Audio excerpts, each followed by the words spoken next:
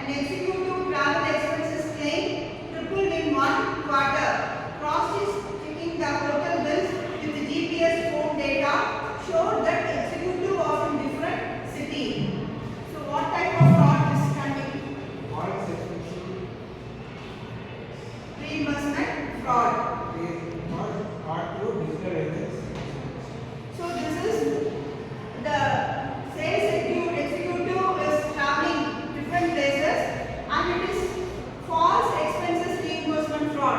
He has created own evidence and this is called through digital evidence. That digital evidence mismatches, that is he is traveling in one place and the details which are submitted shows the other days. So next one is the vendor misuse. A routine audit revealed multiple payments to a vendor with similar name to a legitimate supplier. The bank account linked to the vendor belong to the procurement manager's cousin. So what can be this?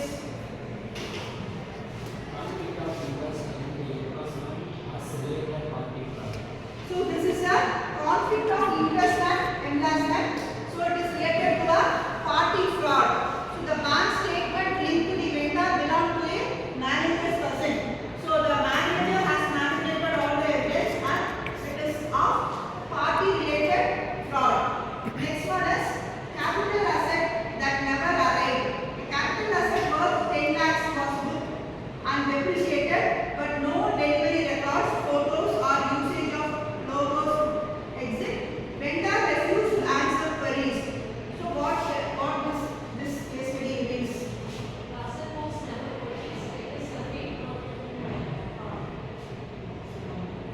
So they have never purchased any asset, but they have shown that it is that worth is 10 lakhs. So they have created our own bill, everything on their own. Next one is duplicate donation.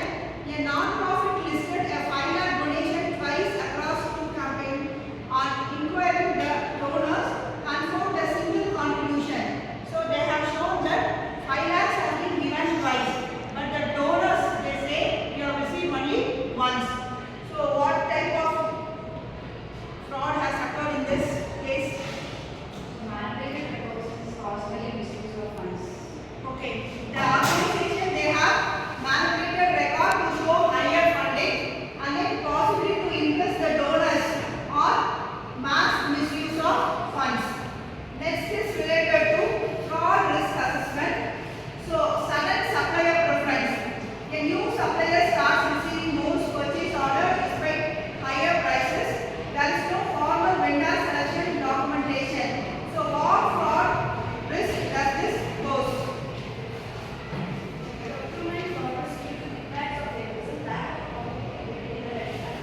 So you can say it is a red flag. So procurement fraud risk. Next one is high cash deposit. The retail store reports modest sales by depositing large amount of cash weekly. They declare sales does not match the deposit. So what fraud risk should be assessed? Costly money laundering or undeclared report. The mismatch suggests financial statement or concealment. So there is financial statement or misleading in the financial statement. So they have manipulated the financial record.